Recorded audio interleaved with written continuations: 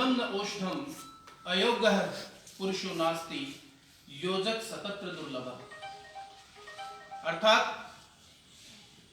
जिस प्रकार किसी वृक्ष में औषधि के गुण होते हैं, उसी प्रकार से हर व्यक्ति जिसने इस पृथ्वी पर जन्म लिया है उसमें गुण है।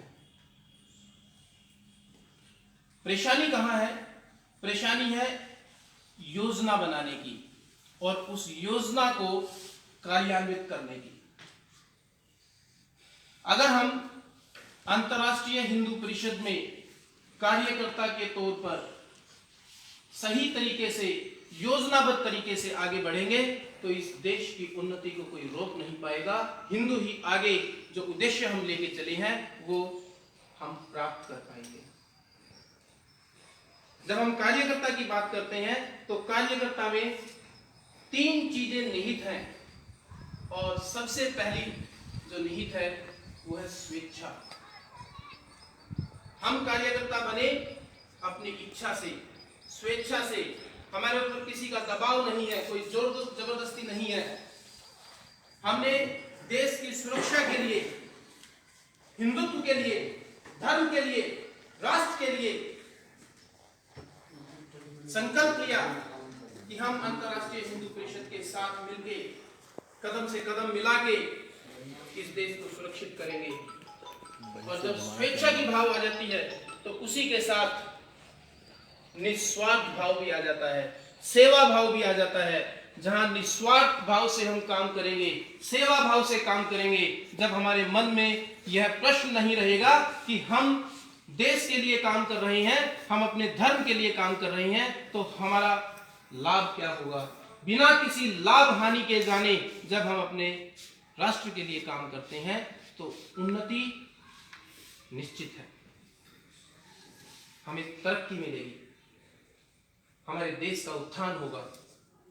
तो हमारे आचरण में इस प्रकार की आदतें आए, इस प्रकार के गुण हमारे अंदर हो कि हम, जो हमारे साथी भाई हैं, जो हमारे कार्यकर्ता हैं, जो दूसरे संगठनों से लोग जुड़ के कार्य करते हैं और वो जब हमारी कार्यशैली को देखें, हमारे गुणों को देखें तो लालायित हो कि अंतर्राष्ट्रीय हिंदू परिषद का कार्यकर्ता निस्वार्थ भाव से, सेवा भाव से देश के लिए काम करता है। और इसी तरीके से मैंने काम करना है। मेरे लिए अहंकार आवश्यक नहीं है, क्योंकि अहंकार वो अवगुण है जिसे रामायण में आपने देख लिया। रावण, आप सभी उसके बारे में जानते हैं। आप सभी को पता है कि अगर पंडित शब्द का इस्तेमाल उसके साथ किया जाए तो गलत नहीं है। हर वेद का ज्ञान रावण को था। शक्ति की बात करें तो रावण शक्तिशाली भी था, हर शक्ति के पास था, लेकिन अहंकार की वजह से, अपने अहम की वजह से वो हारता चला गया और उसी अहंकार की वजह से उसका विनाश हुआ। तो किसी भी कार्यकर्ता में किसी भी प्रकार से अहंकार ना हो, ये बहुत आवश्यक है। तो ये गुण बहुत ही जरूरी है किसी भी कार्यकर्ता में, क्योंकि अहंकार कब आता है? अहंकार तब आएगा जब निस्वार्थ भाव समाप्त हो जाएगा, जब सेवा भाव समाप्त हो जाएगा। अगर आप में किसी प्रकार का कोई स्वार्थ नहीं है, आप सिर्फ और सिर्फ अपने देश के लिए काम करते हैं, हिंदू धर्म के लिए काम करते हैं, सनातन धर्म के लिए काम करते हैं, तो मैं दावे के साथ कह सकता हूं कि अहंकार नहीं होगा। हमें जमीन से जुड़ के काम करना है और जो कार्यकर्ता जमीन से जुड़ के काम करता है उसमें अहंकार जैसा अवगुण कभी भी नहीं आ सकता। अहंकार शून्यता हमारे लिए जरूरी है। एक प्रसंग रामायण का आपको भी याद होगा, जब हनुमान जी ने लंका दहन की, उस समय लंका दहन करने के पश्चात उनको जरा सा भी अहंकार नहीं आया और उन्होंने कहा कि ये जो सब कुछ हुआ है ये भगवान श्री राम की वजह से हुआ है। उन्हें इस बात का जरा सा भी अहंकार नहीं था कि उन्होंने अकेले ही पूरी लंका का दहन किया। तो मेरा आप सभी कार्यकर्ताओं से निवेदन यह है कि किन्हीं भी परिस्थितियों में हम और मैं जिसको कहते हैं वो हमारे अंदर ना आए। हम आगे की तरफ बढ़ते चलें, अपने रास्ते पे अग्रसर रहें, इस अवगुण को छोड़ के। इसी अवगुण के साथ जो दूसरा सबसे ज्यादा जरूरी है वो है स्नेहपूर्ण आत्मीय व्यवहार। स्नेहपूर्ण आत्मीय व्यवहार। संगठन किसी एक व्यक्ति से नहीं चलता, संगठन चलता है कार्यकर्ताओं से, संगठन चलता है साथियों से, संगठन चलता है समाज से। और समाज में जब तक हम जुड़ के काम नहीं करेंगे, जब तक हम कार्यकर्ताओं को जोड़ते हुए आगे नहीं बढ़ेंगे, तो संगठन कमजोर हो जाएगा। हमें एक दूसरे के साथ स्नेहपूर्ण व्यवहार रखना है। किसी भी कार्यकर्ता की कोई समस्या है, वो चाहे पारिवारिक हो, निजी हो, कोई और समस्या, आर्थिक समस्या किसी अपने कार्यकर्ता को है, तो हमारे इस संगठन में इस प्रकार का भी आचरण रहे कि हम एक दूसरे को निसंकोच भाव से अपनी समस्या बताएं और अगर संभव है तो उन समस्याओं का समाधान भी हम करें, तभी एक दूसरे के साथ जुड़ के रह पाएंगे। अन्यथा हम कटे रहेंगे, अलग अलग रहेंगे। और जिस प्रकार से दूसरी शक्तियों ने हमें जातियों में बांटा, कभी हमें भाषा के आधार पर बांटने का प्रयास किया, कभी हमें किसी दूसरे आधार पर बांटने का प्रयास किया, तो हम बट जाएंगे। मेरा आपसे अनुरोध कि अपने व्यवहार में इतना प्रेम लेके आए कि आपके साथ रहने वाले जितने भी लोग हैं, जितने भी आपके साथ काम करने वाले व्यक्ति हैं या आपके कार्यकर्ता हैं, वो आपकी प्रशंसा करें, ये कहें कि इनके साथ मिलकर काम करने में हमें मजा आता है। वो सहयोग आपको प्राप्त करना है समाज से, क्योंकि बिना समाज के सहयोग के संगठन शक्तिशाली नहीं बन पाएगा। और अगर संगठन शक्तिशाली नहीं बन पाया तो जिस उद्देश्य, जिस लक्ष्य को हम लेके चले हैं, उस लक्ष्य की प्राप्ति नहीं कर पाएंगे। हर कार्यकर्ता को सत्यवादी और निष्ठावान होना जरूरी है। निष्ठा किसके प्रति? संगठन हमेशा एक बात कहता है कि किसी भी व्यक्ति विशेष के प्रति निष्ठा रखने की आवश्यकता नहीं है। आपको व्यक्ति विशेष के लिए निष्ठा नहीं रखनी, आपको निष्ठा रखनी है अपने देश के प्रति, अपने लक्ष्य के प्रति।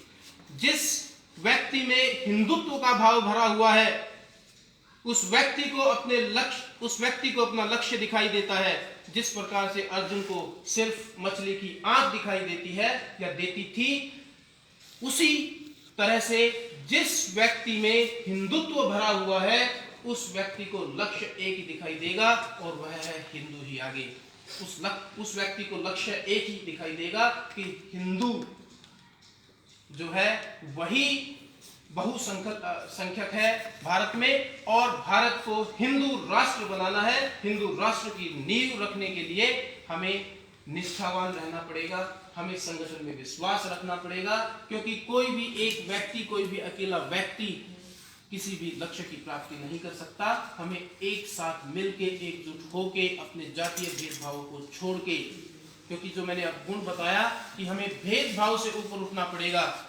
भाई साहब मुनि जी भारद्वाज ने भी इसकी चर्चा की कि अगर हम भेदभाव करते रहे कि ये इस जाति से है, ये उस जाति से है, हमें उस भेदभाव को छोड़ के सभी को गले लगाते हुए, सबके साथ भोजन करते हुए, सिर्फ एक ही लक्ष्य की प्राप्ति के लिए आगे बढ़ना है।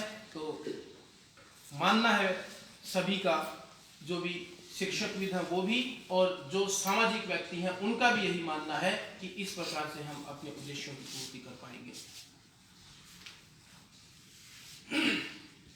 एक सबसे अहम भूमिका जो कार्यकर्ता को निभानी है वो है दृढ़ निश्चय।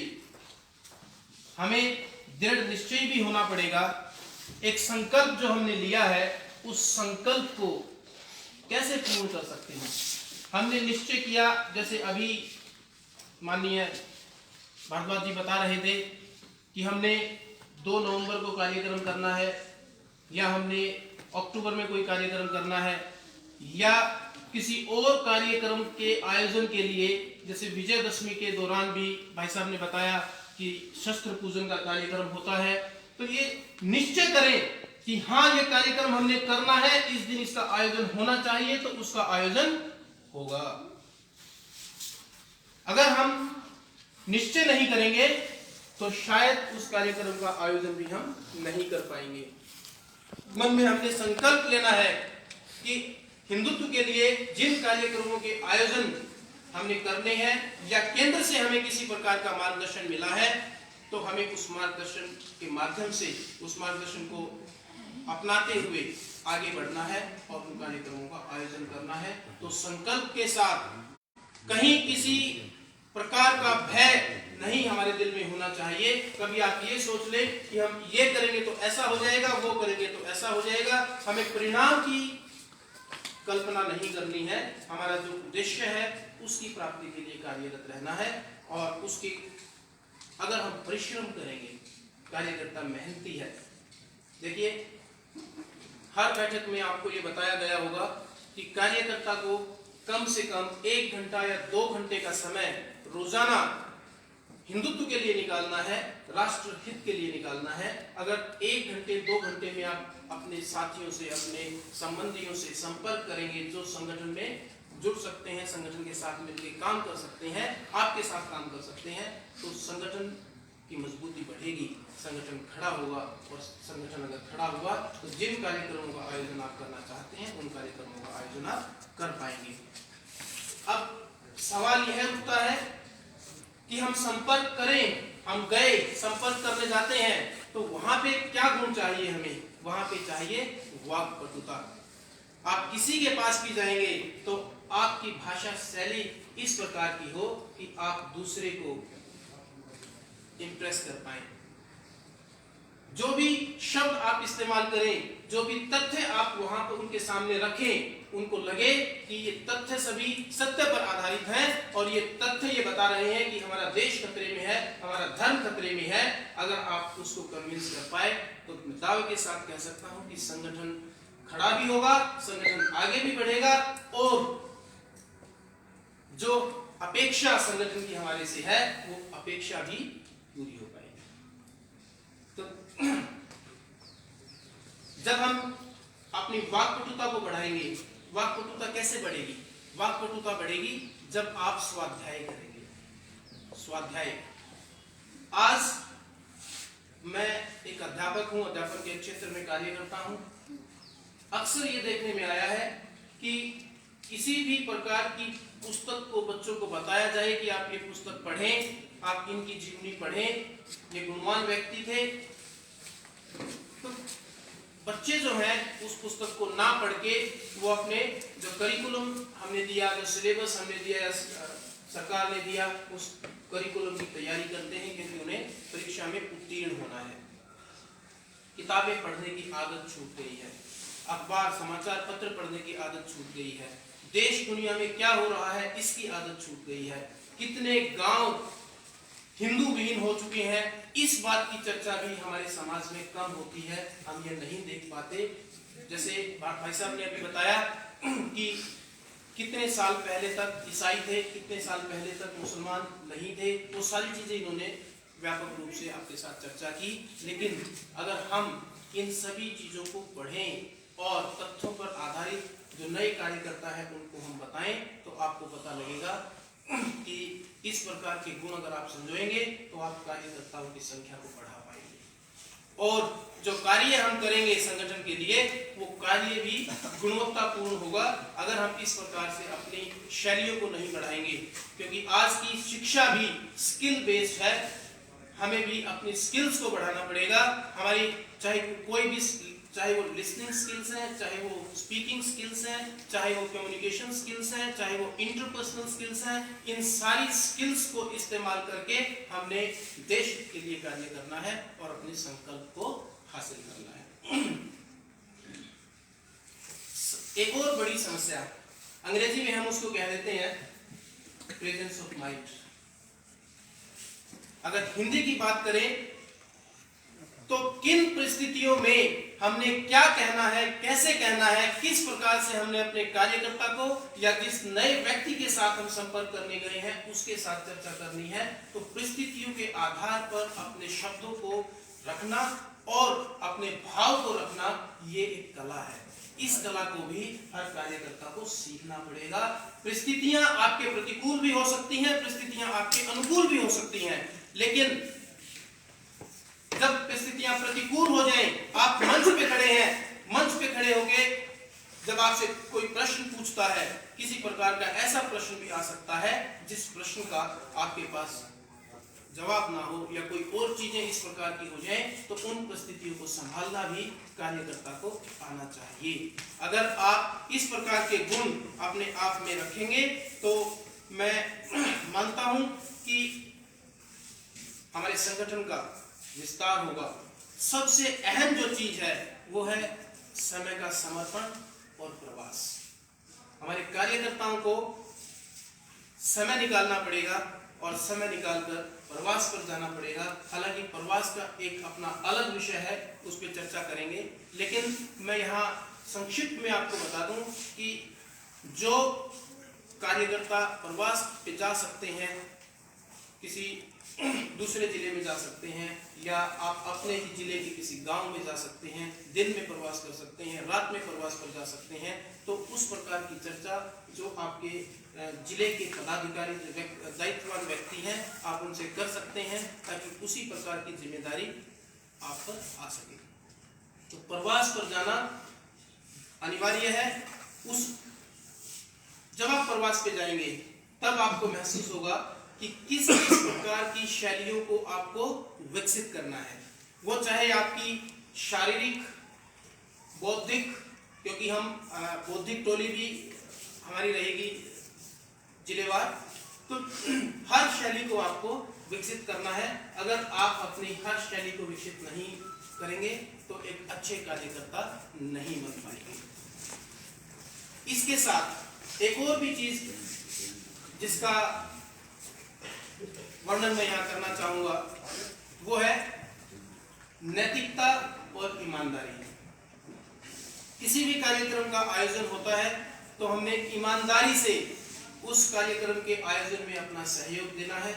कोई भी कार्यकर्ता जिसका दायित्व यह है कि वो आय और व्यय का ब्यौरा रखेगा, तो उस आय और व्यय के ब्यौरे के लिए हर कार्यकर्ता का ईमानदार होना और नैतिक होना अनिवार्य है। हम सभी ये कहते हैं कि हम हिंदुत्व की लड़ाई लड़ रहे हैं, तो साथियों आप जानिए कि हिंदू क्या है। हिंदू जीवन जीने की एक शैली है। हम किस प्रकार का जीवन यापन करते हैं। माताओं बहनों का जब हम सम्मान करेंगे तभी हम दूसरे को कह पाएंगे कि हम आप माताओं बहनों का सम्मान करें। तो हमारे लिए हर जीव आदरणीय है, माताएं बहनें आदरणीय हैं, उनका सम्मान करना हर कार्यकर्ता का दायित्व है। हम जब माताओं बहनों का सम्मान करेंगे, बच्चों का आदर करेंगे और अपने संगठन की जो आचार पद्धति है उसको ध्यान में रख के कार्य करेंगे, वो आचार पद्धति आज भी आपने देख ली, उस पर चर्चा भी करेंगे। आपको लिखित रूप से भी आचार पद्धति दे दी जाएगी, तो आचार पद्धति को सीखना भी हमारे लिए अनिवार्य है। ये भी हमारा एक गुण है।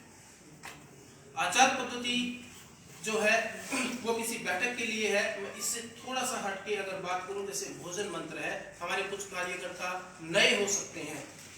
किस लिए, क्या उद्देश्य है, क्या कारण है कि संगठन कहता है कि भोजन खाने से पहले भोजन मंत्र बोलना चाहिए, भोजन की पूजा करनी चाहिए। आप देखिए बहुत सारे हमारे समाज में ऐसे हमारे भाई हैं, साथी हैं जो खाना खाते हैं और उसके बाद खाना जो है प्लेट में ही झूठा छोड़ देते हैं। तो ये झूठा छोड़ने की जो आदत है ये भोजन का अपमान है। आजकल हमारे बच्चे जो घरों में हम खाना परोसते हैं, उनको खाना परोसने के बाद आपको पता लगता है कि बच्चे ने सब्जी छोड़ दी या बच्चे ने थाली में झूठा छोड़ दिया। होटल में जाके देखेंगे तो बहुत सारा सामान झूठा छोड़ देते हैं और वो बेकार जाता है। तो अन्न का अपमान ना हो, हर व्यक्ति, हर बच्चा अन्न का सम्मान करे। इसलिए भोजन मंत्र भी आपके लिए है, हमारे लिए है। हमने उसका आगे बताना है, उसको बच्चों तक पहुंचाना है, अपने साथियों तक पहुंचाना है, कार्यकर्ताओं तक पहुंचाना है कि वो भोजन करने से पहले उसका उच्चारण करें, भोजन का सम्मान करें। कोई भी भोजन या अन्न हमारे लिए व्यर्थ नहीं जाना चाहिए, हमारे हाथ से व्यर्थ नहीं होना चाहिए। तो समय का सदुपयोग करें। और कई बार हमें ये सुनने में मिलता है कि जी मैं तो बहुत व्यस्त हूँ और 24 घंटे में से मैं समय निकाल ही नहीं पाता, मैं संगठन के साथ कैसे काम करूँगा। जब आप 24 घंटे की समय सारणी तैयार करेंगे तब आपको पता लगेगा कि आप कितने व्यस्त हैं। हमें पता ही नहीं चलता कि हम कितना समय सदुपयोग करते हैं और कितने समय को बर्बाद करते हैं। अगर आप कहें कि जी गांव में गए और गांव के किसी चौराहे पे आपने देखा कि 8-10 बुजुर्ग व्यक्ति बैठे हैं और वो वहाँ पे ताश खेल रहे हैं, सुबह 10 बजे बैठते हैं, शाम को 4 बजे उठते हैं, तो आप उसको समय का सदुपयोग कहेंगे या समय का दुरुपयोग कहेंगे। तो इस प्रकार से समय का दुरुपयोग करना अपने हिंदू समाज में काफी प्रचलित है। उस समय के दुरुपयोग को सदुपयोग में परिवर्तित करना हमारा लक्ष्य है। उसके लिए भी हम काम करेंगे। ये लक्ष्य कब प्राप्त कर पाएंगे? जब हम समय सारणी तैयार करेंगे कि सुबह हमें इतने बजे उठना है, हम ये कार्य करेंगे और उसके बाद रात्रि तक कितने बजे तक आपने कार्य करना है, दिन में कितना समय आपने संगठन को देना है। आपके पारिवारिक जीवन, व्यवसायिक जीवन, इन दोनों में समन्वय रख के जितना समय संगठन को आप दे सकते हैं उतना समय संगठन को दें। क्योंकि अगर समय सारणी तैयार करेंगे तो ही आप इस बात का निर्णय कर पाएंगे कि मेरा इतना समय मेरे परिवार के लिए है, इतना समय मेरे व्यवसाय के लिए है। क्योंकि व्यवसाय और परिवार दोनों को छोड़ के काम करने के लिए संगठन नहीं कहता। यदि कोई व्यक्ति ऐसा है जो संगठन में पूर्ण रूप से पूर्णकालिक बनकर कार्य करना चाहता है तो संगठन स्वागत करता है, परंतु संगठन फिर भी यही कहता है कि आप समाज में रह के, परिवार में रह के आप संगठन का काम को आगे बढ़ाएं। इसके जो विचारधारा है उसका प्रचार और प्रसार करें। इन सभी चीजों का विश्लेषण अगर हम करें तो अंत में एक चीज निकल के आती है, वो है विवेक। आपको विवेकशील होना पड़ेगा। जैसे मैंने बताया कि परिस्थितियों किसी प्रकार की हो सकती हैं, प्रतिकूल, अनुकूल, तो वो आपके विवेक पर आधारित है कि अपने विवेक का इस्तेमाल करके आप कैसे उन परिस्थितियों को संभालोगे। ईमानदारी की हमने बात की, सजगता की हमने बात की, हमने दृढ़ संकल्प की बात की। तो ये आपके विवेक पे निर्भर है कि आप किस प्रकार का निर्णय लें, कैसे निर्णय लें और कैसे जो निर्णय आपने लिया है उसको कार्यान्वित करें। तो ये सब आपके विवेक पर आधारित है, आपकी समझ पर आधारित है। तो मेरा अपने सभी कार्यकर्ताओं से निवेदन और अनुरोध यही है कि कार्यकर्ता में जो गुण होने चाहिए, वो चाहे प्रवास का गुण है, वो चाहे अपने कार्यकर्ताओं के साथ व्यवहार का है, अपना आचरण का है, वो अपनी वाक्पटुता का है, या कोई ईमानदारी का है, वो सभी गुणों को अपने अंदर समाहित करें और संगठन के विचारधारा को राष्ट्र सेवा के लिए, राष्ट्र सुरक्षा के लिए आगे बढ़ें। इन्हीं शब्दों के साथ मैं अपनी वाणी को विराम दूंगा। जय श्री राम। जय श्री राम। भारत माता की जय। जय करे वीर बजरंगी। डॉक्टर मुकेश जी ने जो हमारा मार्गदर्शन किया कि एक कार्यकर्ता में, अच्छे कार्यकर्ता में क्या गुण होने चाहिए, मैं उसका को विश्वास दिलाना चाहूँगा कि हम उनकी उम्मीदों पर पूरा खरा उतरने की कोशिश करेंगे और हमारे अंदर जो भी कमी होगी उसको